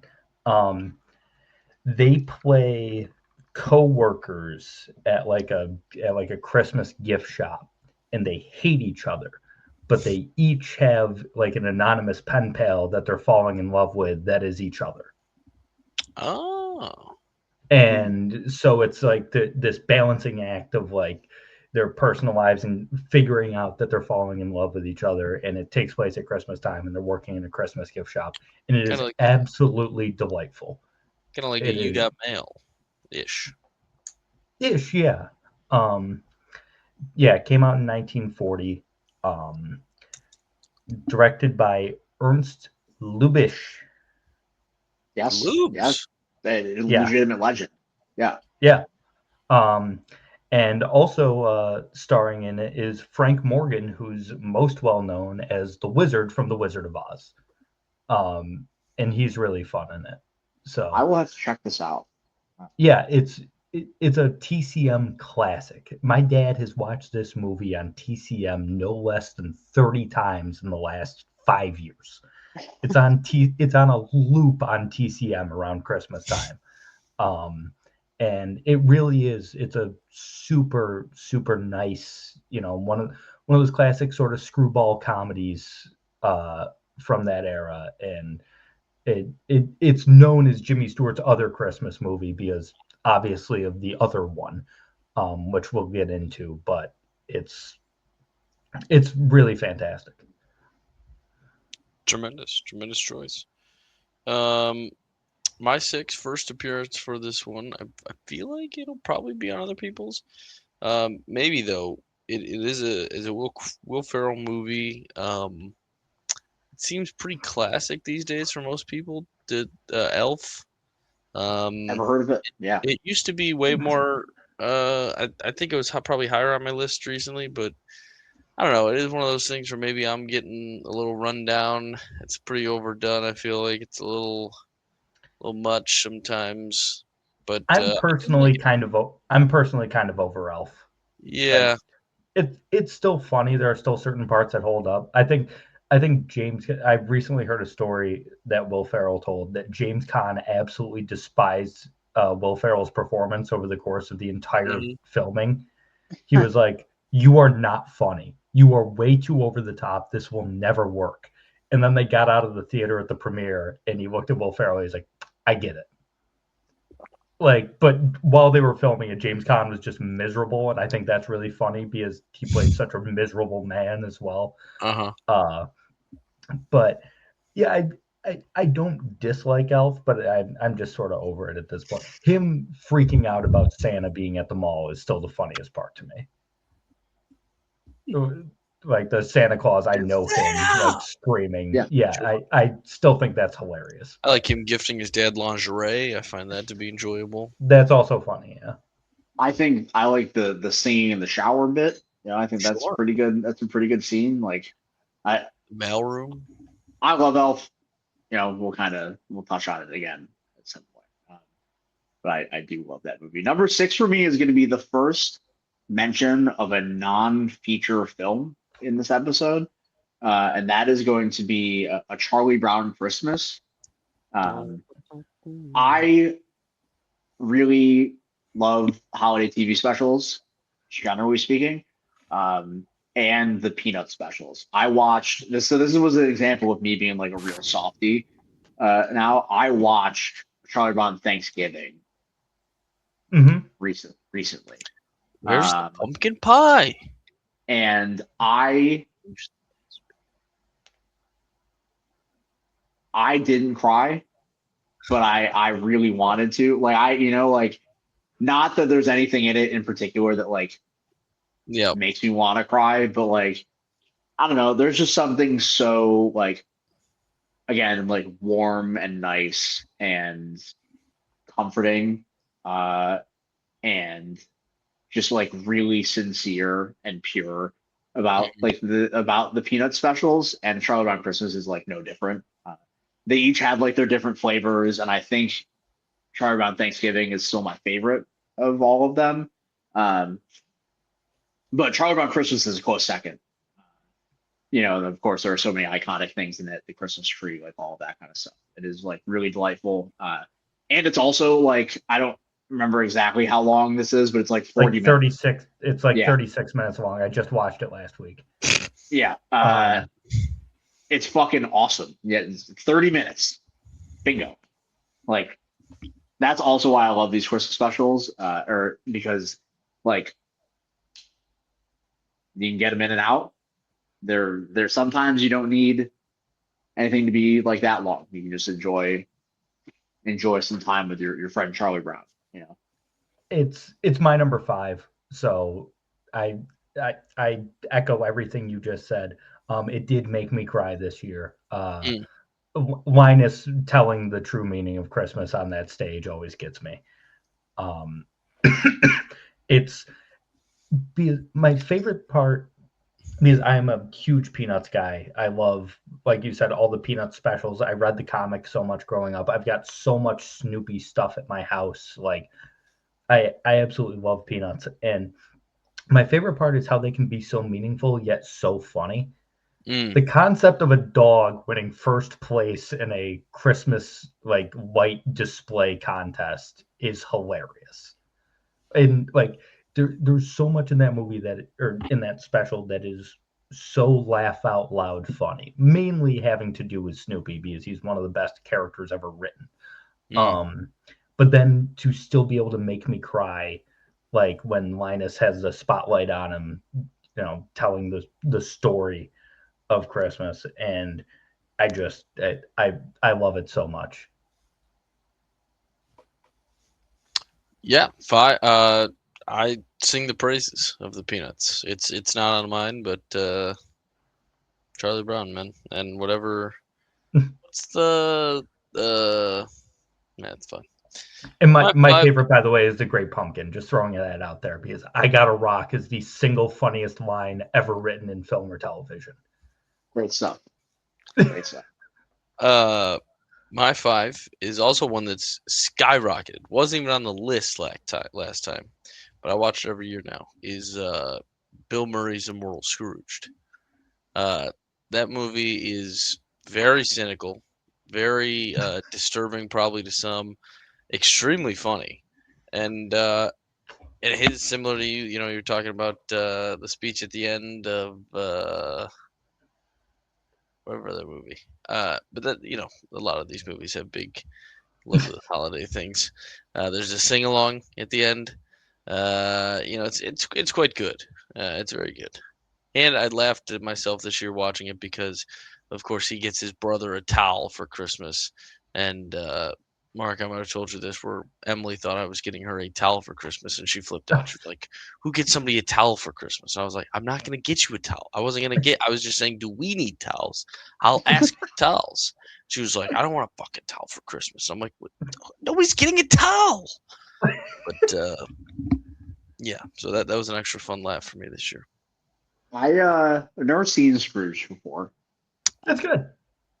I like Scrooge. Yeah. Me likey. I'm not too tapped in on the general Bill Murray oeuvre. You know, I've never seen Groundhog Day, for example. Oh, okay. Groundhog Day is a classic. Blind spot. You know, Yeah. it's a real blind spot for me. Yeah, give it a go. The montage of him trying to commit suicide in various ways is very funny. It's quite good. My number 5 is Jingle All the Way. This might be one of the two non-Christmas Story division because we do still at my mom's house we do still watch it on Christmas Day because it's on.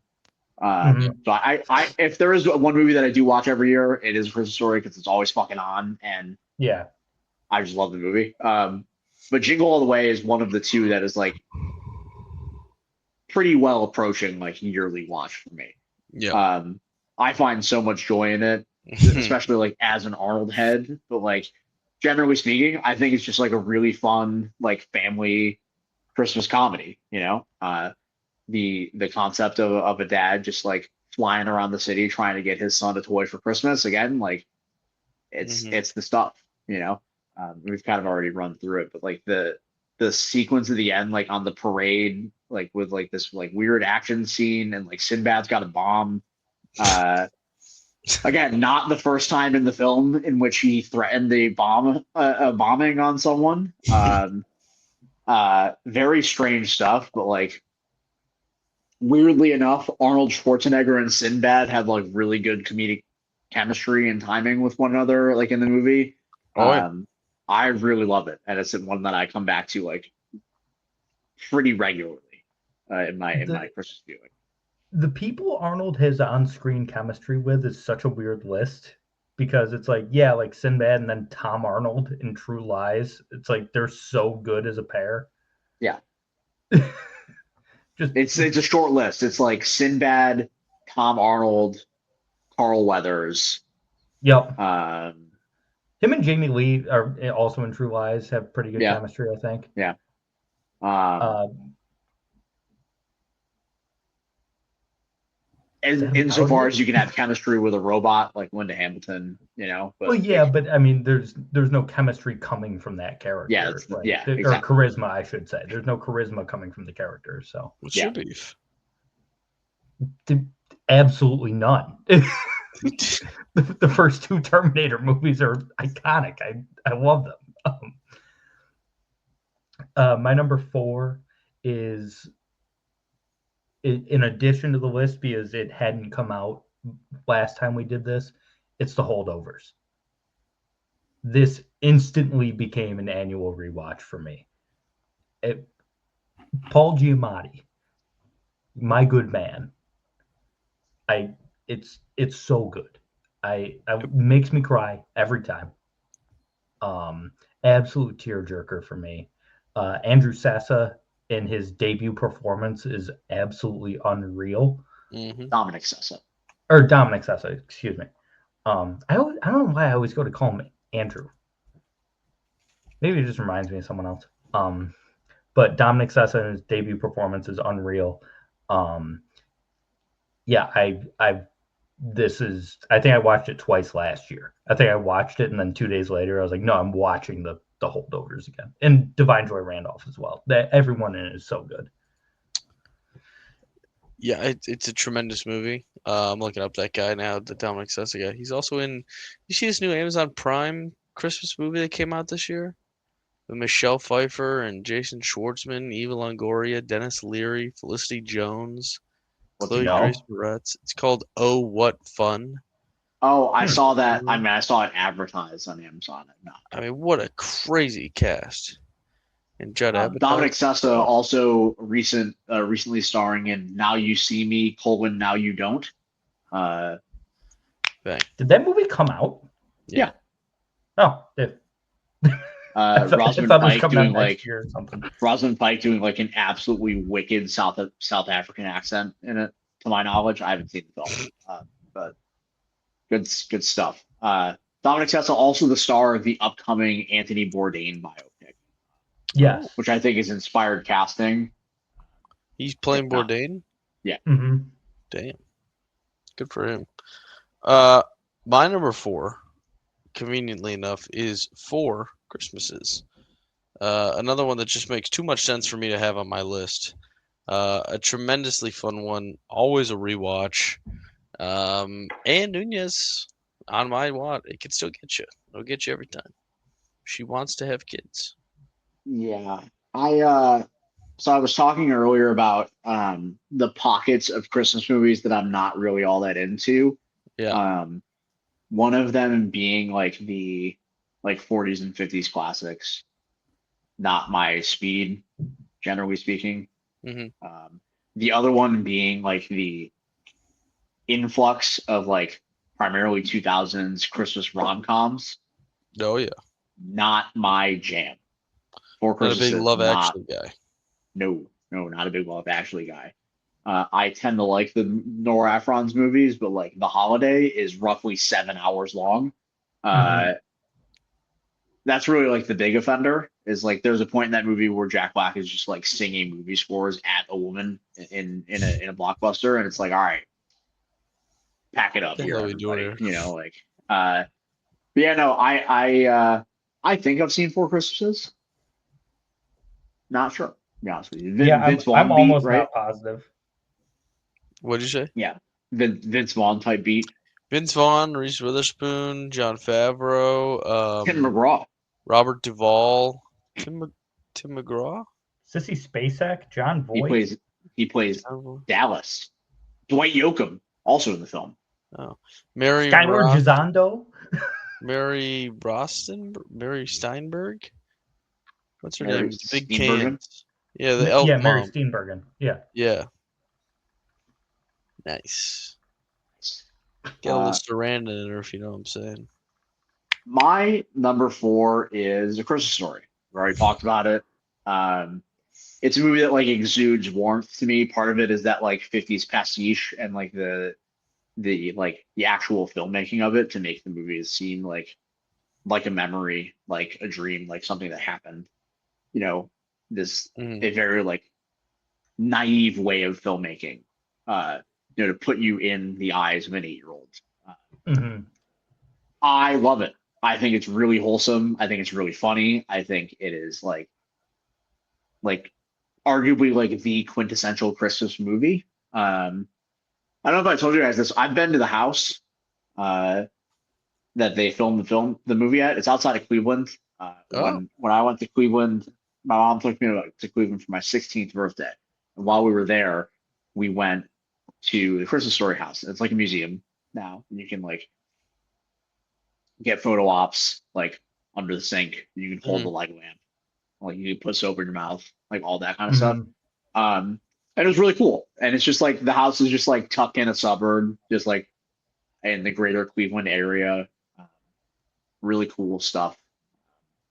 And yeah, Christmas Story, like all timer, no ifs, ands, or buts about it. Like one of the most iconic films ever. Like not Christmas. Like You'll Shoot Your Eye Out is like one of the most iconic things in movie history. And it's really great.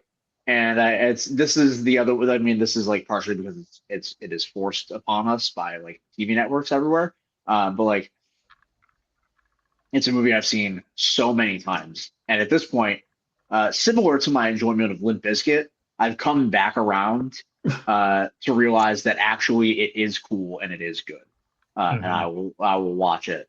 I will watch it dozens more times before I die. Like it is really great. Nunez, just something I want to point out. Could have fooled me. Nora Ephron not involved with either Four Christmases or The Holiday. What? Because The Holiday's Nancy Myers. Nancy Myers, damn it! Yeah, that's my fault. That's sexism. That's not in the spirit of Christmas. That was me getting the women mixed up. That's my fault. Hand up accountability. I often get Nora Ephron and Nancy Myers mixed up as well. So damn it. I don't blame you for that one, but I was like, yeah, that feels right. I just wanted to look. Number 3, Nunez, I think you already mentioned it. For me is The Muppet Christmas Carol. This movie's so good. Recently watched a clip about Michael Caine saying he was playing Scrooge as a psychopath. This is an interview around the time the movie came out, and the interviewer was like, well, what do you mean, like, he's a psychopath? And he goes, well, if I'm an accountant and my lead clerk is a frog and the rest of my clerks are rats, I have to have a screw loose. It's absolutely delightful. He's my favorite Scrooge. What's that, Josh? Is that how it sounded when he said that quote? I'm not doing the Michael Caine. I'm not doing it. Okay. I couldn't really get into the quote. When you're an accountant. No. But he's my favorite Scrooge. Shout out George C. Scott, also a great Scrooge, and a very straight adaptation of A Christmas Carol. But the music is all fantastic. It's delightful. I love the Muppets. I've talked about the Muppets on these many times before. I'll watch anything with the Muppets in them. I'm very excited for the Muppet Show revival from Seth Rogen, where the guest host is going to be Sabrina Carpenter, who is absolutely perfect to do anything with the Muppets. So I'm very excited for that, and hopefully we get more Muppet things in the near future because they're awesome. My jaw is agape because you mentioned her name, and I'll just tell you right now, Sabrina Carpenter and me, we got unfinished business. That woman has a hold. She has a hold on me. I'm telling you. I'm a honorable mention. What'd you What'd you say? But I'm a Stephen? fan of her work. I was Also saying a this fan of the her other work. day. Yeah. I was saying this the other day, and the guy was like, "Oh yeah, fan of her work." I go, "She can be incredibly hot and also wildly talented. I actually do like her music too. Oh yeah, no, her music's good. She's got a great personality. She was in Hell of a another personality. in another life. She's in like a bunch of like screwball comedies in like the Oh yeah, 40s and 50s with Cary Grant and shit like that.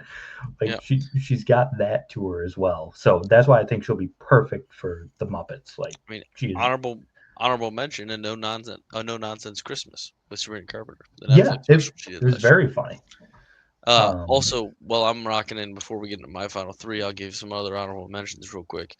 It's not a movie really, but the collection of SNL Christmas, uh, kind of like an hour, like a 90-minute thing they put together on Yep. NBC. Mhm. That's pretty solidly a rewatch. Or if I'm around when that airs, I think it actually was tomorrow night, maybe tomorrow night. It's something. It's coming on. I'll probably watch it. But my three, Mark, you mentioned it. It's now an annual rewatch. You told me about it, Fatty, an Oscar movie. It's The Holdovers. Um, there's really not much to say. My second Giamatti joint hmm on the top 10, and yeah, he's great. They're all great. Yeah, yeah, it's a tremendous movie. I really liked The Holdovers when I saw it. I haven't watched it since it came out. Hmm. Um, Partially because that was 2 years ago, so that was we were in the throes of 2023 award season, and I wasn't really even thinking of it as like Yeah. a Christmas thing. hmm And frankly, I just what really happened last year. I set a very stupid goal for myself in 2024 to watch 200 films. Now I know what you're thinking. It's a lot of 200, films. that's a lot of films. To me, that also feels like not enough. But what I realized when I did it, and I did do it, I watched 201 films in 2024. Repeats are all new watches for you. No, I saw one movie. I think Honora was the only film I watched twice in 2024 because I saw it at Telluride, Yep. and then I saw it again with my sister when it came out because she really wanted to see it. Well, yeah, but I think the question was, are these 200 new releases? Oh no, and they're not 200 films that are new to me either. Like Oh, okay. Yeah, new to Yeah. you was the question. Okay. Yeah. movies I've seen before do count. Totally. Gotcha, Mhm. gotcha, I'm gotcha. at like 115 this year, and it feels like more healthy. Frankly, 200 movies is too many for someone who works a full-time job and also has like a moderately existent social life. That's 4 a week. Yeah, it's a lot. Yeah. Anyways, so I just kind of like watched the holdovers and then just like blew through it. Yep. I Mhm. really enjoyed it. I think it's again like it nails something about the Christmas movie in the sense that it's like very warm and very inviting. But it also has this like acid burn like sense of humor that I really enjoy.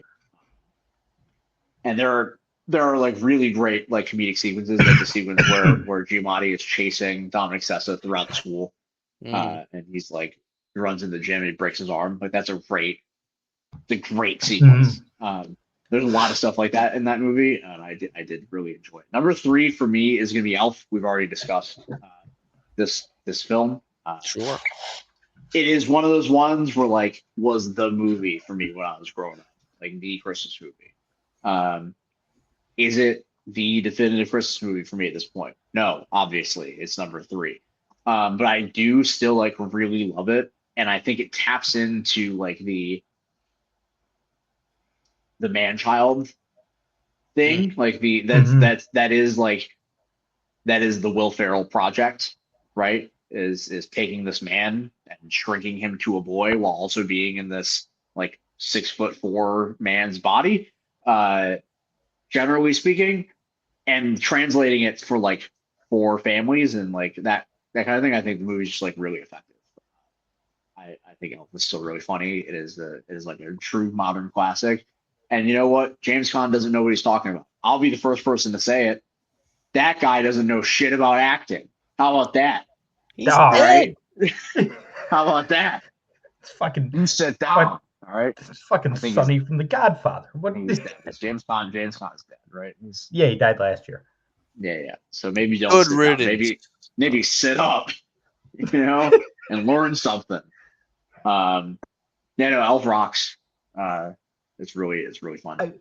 I will say something I think that helps with Will Ferrell specifically doing that is that he is 6'4". Sure. Like if he was like Tom Cruise's size, it doesn't work. His stature is a big part of like a lot of his movies. Yeah, Mhm. yeah, and that's what I'm saying. Like, yeah, not just for Elf, but a lot of the stuff he did on SNL, like when he was wearing the thong and like essentially the crop top in The Office. Like, it's a lot funnier because it's like, wow, that's a huge man doing this. Yeah. But yeah, that's just something I never really thought of before. My number 2, it's been mentioned. It's Christmas Vacation. It's just hilarious. Same here, Marky. Same, your number 2. Yeah. It's an annual rewatch. Guaranteed. Yeah, it's for sure. You mentioned like some of the big moments earlier, like the rant at the end and all that stuff. Cousin Eddie is one of the 5-10 funniest side characters in a comedy for me. Just his entire persona in both, like in all of his appearances in the Vacation franchise are great, but my favorite is Christmas of Christmas. his appearances. Shitter's full. Yeah, like Shitter's full. When they're sitting there with the eggnog and he just like keeps breaking like the wood thing that's there as like a decoration, and it couldn't afford presents this year. There's an RV. Borrowed it off a buddy of mine. Like then the admission later, I didn't borrow it. I live in it. Like it's so ridiculous, but he's so funny. And then it's peak Chevy Chase. I don't like. It's sort of hard to realize now just how big of a star Chevy Chase was in the 15 years after his SNL days. Mm-hmm. I mean, starting on SNL, obviously, but he was like one of the biggest movie stars in the world. And this is sort of the tail end of that, but at the same time, it's everything that we got to know Chevy Chase for. It's the slapsticky stuff and the sort of like sleazeball dad stuff, but he's just trying to do a good job. And it's my favorite Chevy Chase performance, and I love him in a lot of things, Caddyshack and Fletch, all that stuff. But yeah, I think it's peak Chevy Chase and just an unreal movie. Josh, your thoughts? Couldn't agree more.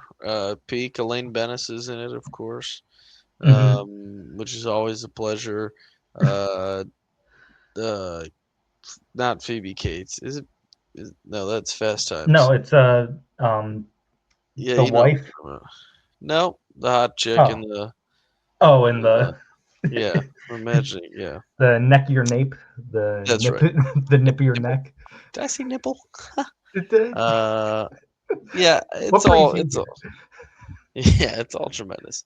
Get away, Russ. Go on. It's all part of the experience, Russ. The Christmas tree, of course. Even the grandparents being obnoxious and having to deal with it was. Aunt Edna is another one. Grace. Grace. Is Rusty still in the Navy? It's just good shit. I get it. Yeah. It might not be. I think there's a thing too nowadays where like there's like a certain just the hate that Chevy Chase gets for the person, which understandable. Yeah, scumbag. But I think I don't know. I think that makes it sometimes hard to like in ranking things. People take that into account sometimes, maybe, but I don't know. I love it. It's an annual rewatch. Mm-hmm. My number 2 is Die Hard. I don't know if you've heard of it. We've already discussed this. Nope. I love this movie. It's one of the great action movies. It is recent entry into my 4 favorites on Letterboxd, bro. Ooh. Yeah. Ooh. It is up there. Like it is. I was thinking about it recently. I was like, damn, there's nothing better than watching Die Hard. You know, I saw it in theaters a couple years ago, and it like rocked my socks off. It's really great. I mean, it has really everything that I want out of an action movie, right? Like relatable hero, great villain, really good side characters. Like the limo driver is really funny. He's hysterical. This is really really great stuff he's up to. Like, the police chief he has to argue with. Like it's all of these like stereotypes that we know in action movies like are just like all crushed in to Die Hard. Great sequences.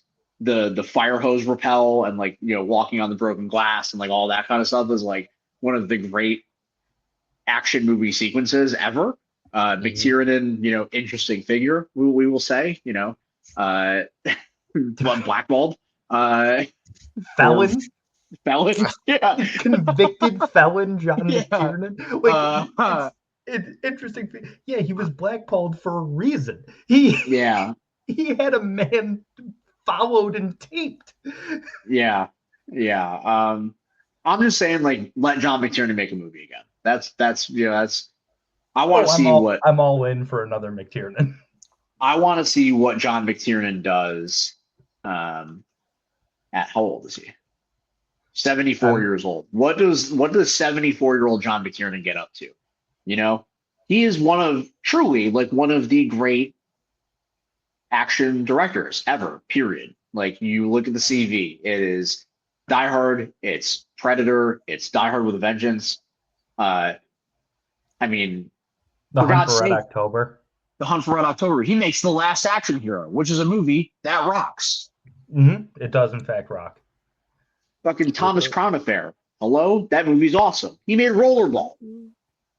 Okay, we're not going to sit here and act like the remake of Rollerball is any good at all. I'm just saying he made Rollerball. That's all I'm saying. Anyways, John McTiernan, truly one of our great action directors, and Die Hard is a masterpiece. Like it is one of the great movies of the 80s. It gave us, in many ways, it gave us Bruce Willis as we know today. And there's nothing I could say about it that hasn't already been said. Like it is a pitch perfect, like tightly wound, perfectly paced, incredible action movie. Right. Mm-hmm. My number one, and it might also be Josh's, but I'm not sure. I know it's not on Nunez's. It's a Wonderful Life. That was classic. It's just so good. It breaks me up every single time. Jimmy Stewart probably his best performance. There's a lot of great ones. I really like The Man Who Shot Liberty Valance, which is a great Western with him and John Wayne. There's so many, iconic parts of the movie, and it's just it's in my opinion in the conversation for one of the 20 best films ever made. I love it to death. I'll watch it anytime it's on, not even just at Christmas time. Talk about an annual rewatch. I probably watch this 2 or 3 times a year. Like just when I feel like watching It's a Wonderful Life. It's easily my favorite at this point. Mm-hmm. Well, Mark, it is not my number one because it Wait, combines a couple things here. Can I guess what your number one is? I think you can, yeah. Some would say that Christmas is about one night, but there are some holidays that take place over 8 crazy nights. Yeah, that's right. Movie musical things. I don't know, man. If we're just talking about a movie you have to rewatch every year, and it's your favorite one to rewatch, it's just not even. It's not even fucking debatable, to be quite honest. It's not even debatable. I watch 8 Crazy Nights at least once a year, every year, and I will cry every single time. Every time they give their patches to Whitey, I will erupt in tears. And and I will sing along at every song. It's great to like go back and watch one of those sometimes because like obviously I watch every year, but like I'm not singing the songs outside of watching it. But whenever I watch it, I'm like locked in. I know every Mhm. lyric. It's it's like memorizing the. I feel like I could recite the whole movie at this point. Um, it's great. It's a great movie. I love it. I have a confession to make. You've never seen it. Um, it is one of the very few Adam Sandler movies that I have never seen. Nunez, I we're doing a viewing tomorrow night on the Discord. Hop on it. Depends on the time. I have a function to go to, but Is it a holiday thing? A party? I was invited to a Festivus thing. Yeah. A Festivus for the rest of us? Yes. Very Yeah. nice. So I will be saw it for the going. first time last year, and it's really good. So All right. I got to check it out. Look. I will watch it. Okay. I love the Sandman. Yes. Good scene. Of course I love the Sandman. I've done a lot. I've done a lot of dumping on Adam Sandler this podcast. Mhm. But I will. It's a good one. I will obviously check it out. The DVD version used to have a sing along version that you could get the lyrics With on the on the bouncing tape. ball. Yes. Yeah. Number one for me is a film that's already been mentioned, and it is The Muppet Christmas Carol. I fucking love the Muppets, dude. I don't know how else to say it. The Muppets are like one of the greatest things to ever exist. I love everything about these silly little puppets.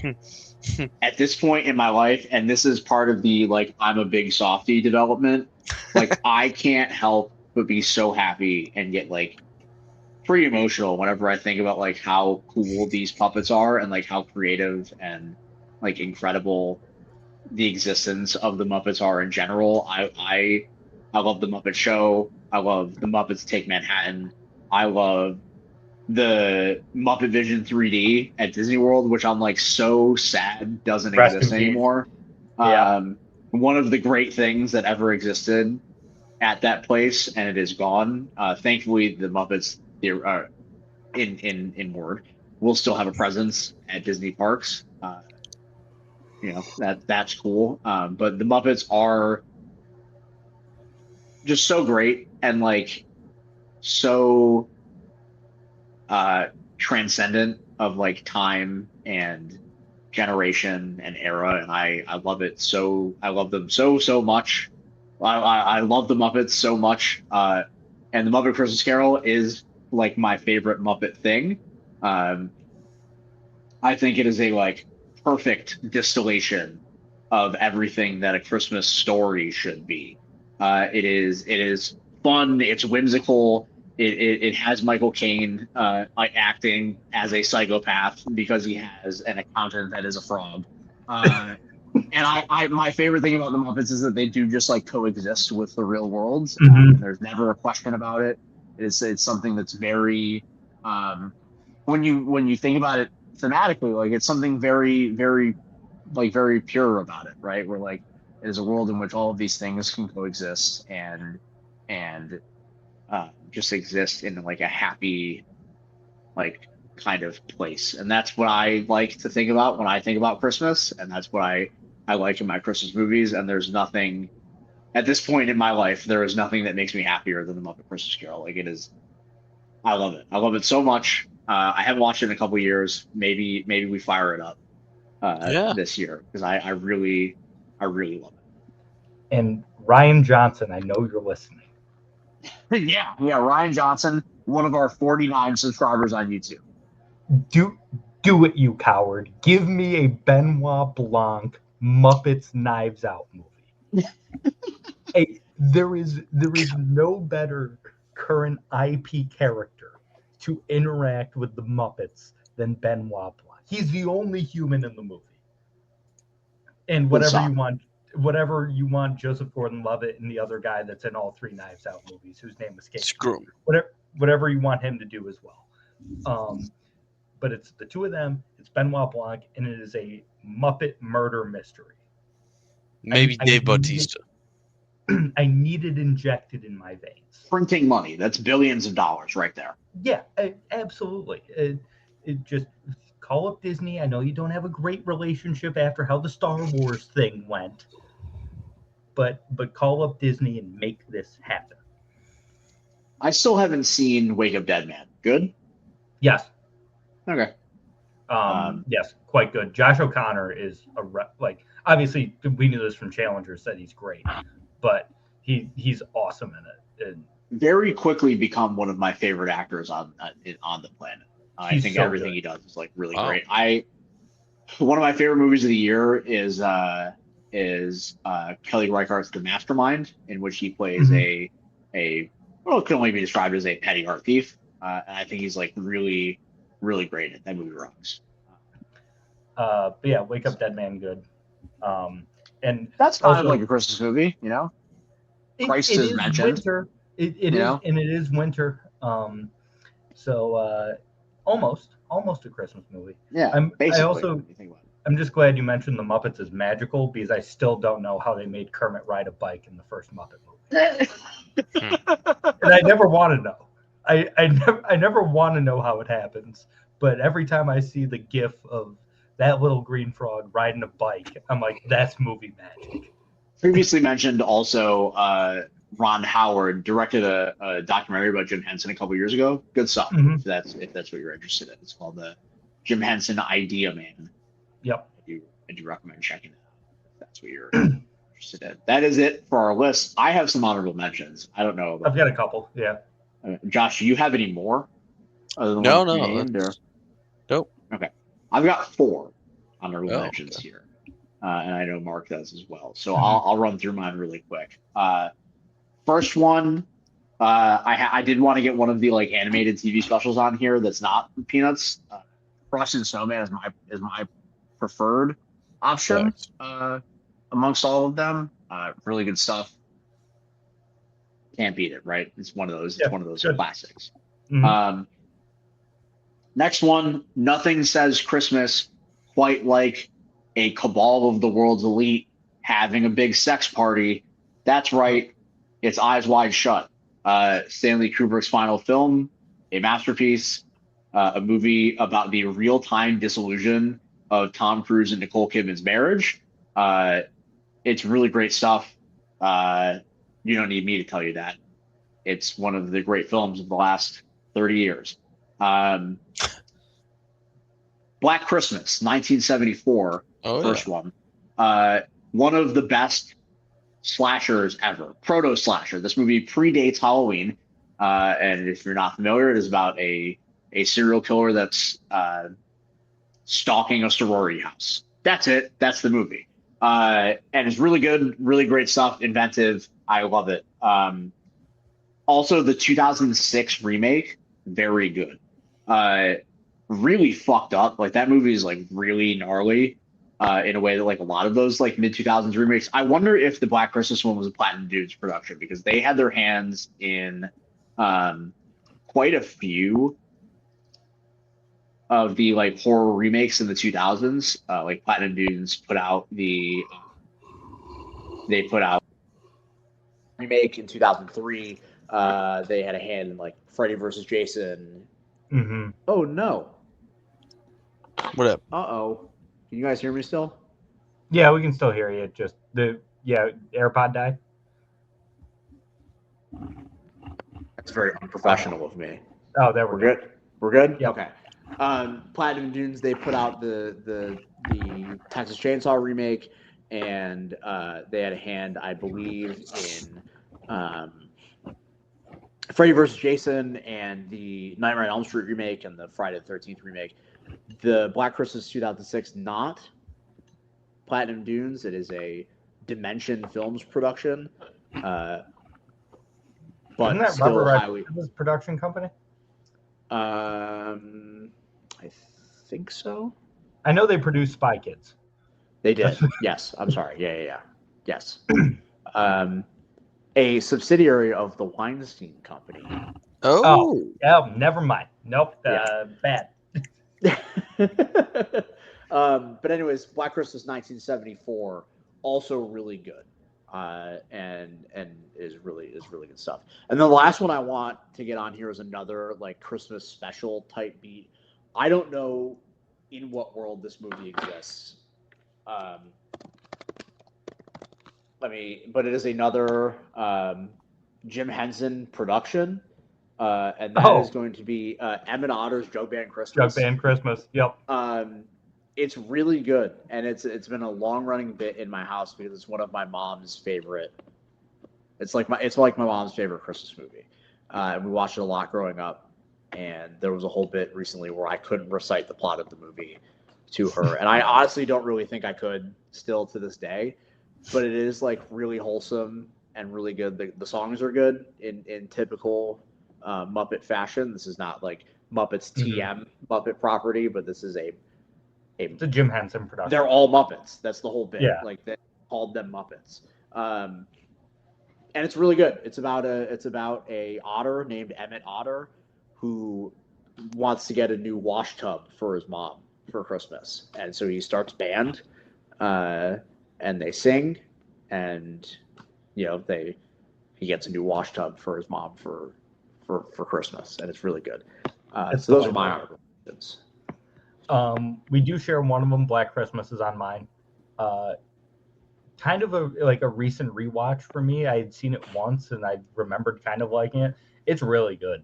Like you said, that like pre-Halloween, post-Psycho era of like the slasher flick, and really fun, or not fun, really interesting movie. Same year as Texas Chainsaw as well. Yes, same year as Texas Chainsaw as well. So in that sort of that prime era for slasher movies. I had to get at least one of the Rankin and Bass like stop motion productions mentioned in this because I really like them. The Year Without a Santa Claus is my favorite.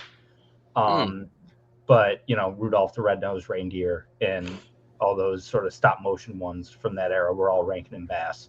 I've just always been partial to The Year Without a Santa Claus, mainly because I like the music. I like the Miser songs. So that one, the original Miracle on 34th Street, an absolute classic, and one that I've come around to more and more every year, seemingly, The Santa Claus with Tim Allen. Good stuff. I'm pro. I like it. I've seen it many times. I actually watched it like a couple years ago. Totally fine. I don't like Tim Allen for the most part, but I'm pro The Santa Claus. Good movie. Yeah. Oh yeah. All right. Well, that does it. That was a long and drawn out journey to get here. We are here. We did it. We did. Adrian. Anything's possible. Yeah. So those were our lists. It's been a pleasure talking Christmas movies with you all. Always. As it means to not draw this out too insanely much, or whatever you want to say. I'm jumbling my words here. We're 2 hours in. And just to peel the curtain back, it is currently 11:29 p.m. local time. While recording this, Daddy's tired. Okay. Facts. But this has been great. This is awesome. I'm so glad that we did this. And we, I also, Mark, I'd like to point out that if you look at the ticker the next time it rolls around, you did misspell stove, and I noticed it like an hour ago, and I didn't mention it because I thought it was funny.